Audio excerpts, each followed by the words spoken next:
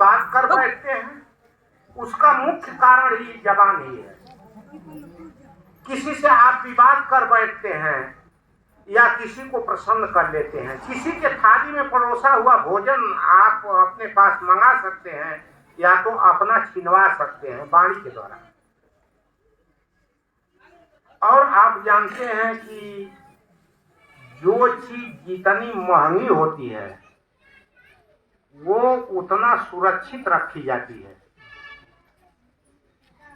तो वाणी निकलती है जिह्वा से। जिह्वा में न तो हड्डी है, हर अंगों में हड्डी दिया है परमात्मा ने, अंगुलियों में छोटे छोटे पोर हैं, इसमें भी हड्डी है, लेकिन जिह्वा में हड्डी नहीं होती।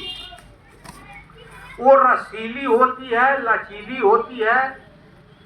और चूंकि जिह्वा बहुत महत्वपूर्ण चीज है, इसलिए इसको दो लाकरों के बीच में रखा गया है।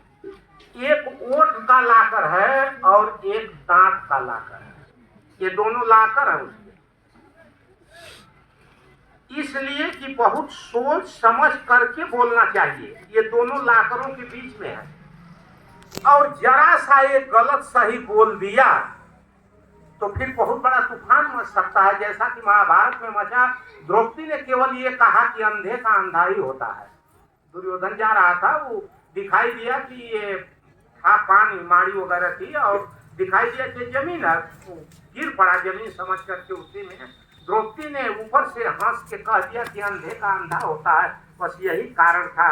उसने कहा कि इसको नंगा करो, इसके पति केवल देखेंगे इसको, हम लोग तो अंधे हैं।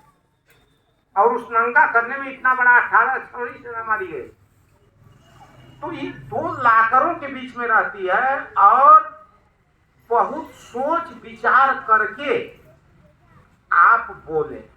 अगर मानवता अपने अंदर लाना चाहते हैं तो बहुत बोलने की अपेक्षा, अगर बहुत बोलना चाहती है तो कम बोलना सोना।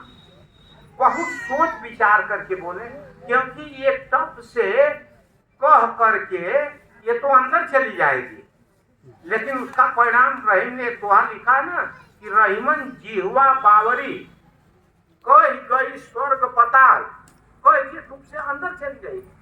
रहीमन जिह्वा बावरी कह गई स्वर्ग पताल, अपने तो भीतर गई जूता खाए कपाल। वो अपने तो टूप से बोल के चली गई, लेकिन सर पर जूता पड़ता है।